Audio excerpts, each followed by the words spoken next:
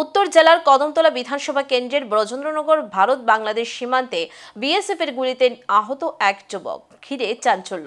সোমবার সকালে সীমান্ত সংলগ্ন এলাকায় গুলিবিদ্ধ হন পানিসাগর মহকুমার অগ্নিপাশা গ্রামের বাসিন্দা আকাশ দাস। মৃত গোপাল দাস। বিএসএফ জওয়ানরা আহত অবস্থায় তাকে উদ্ধার করে দ্রুত ধর্মনগর জেলা হাসপাতালে এনে ভর্তি করেন। হাসপাতাল সূত্রে খবর, তিনি চিকিৎসাধীন এবং অবস্থা স্থিতিশীল হলেও জখম গুরুতর। স্থানীয়দের প্রশ্ন, কী কারণে আকাশ দাস সীমান্তের এত কাছে গিয়েছিলেন? ঘটনার নেপথ্যে রহস্যের সম্ভাবনার কথাও তুলছেন অনেকে। পুরো ঘটনা খতিয়ে দেখতে তদন্ত শুরু করেছে স্থানীয় থানার পুলিশ। পাশাপাশি বিএসএফ এর তরফেও আলাদা রিপোর্ট প্রস্তুত করা হচ্ছে। ঘটনার জেরে সীমান্ত এলাকায় সাময়িক উত্তেজনা তৈরি হলেও বর্তমানে পরিস্থিতি নিয়ন্ত্রণে রয়েছে। বিএসএফ একটা পেশেন্ট নিয়ে এসছে। পেশেন্টের নাম আকাশ দাস, 25 বছর। ইন্ট্রা অ্যাবডোমিনাল বুলেট ইনজুরি নিয়ে এসছে। পেশেন্টের নাম আকাশ দাস। এখন কি অবস্থা আছে মানে?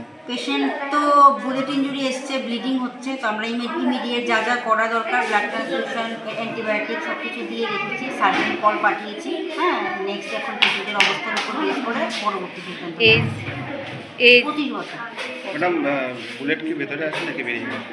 কিন্তু তো অ্যাবডোমেন খোলার পর বোঝা যাবে, বাইরে থেকে বোঝা যাচ্ছে। রেফার করার মতো অবস্থা না এমনিতে? সম্ভবত রেফার করতে লাগবে। আমরা সার্জন কল পাঠিয়েছি, সার্জন এসে বাকিটা দেখে নেবে।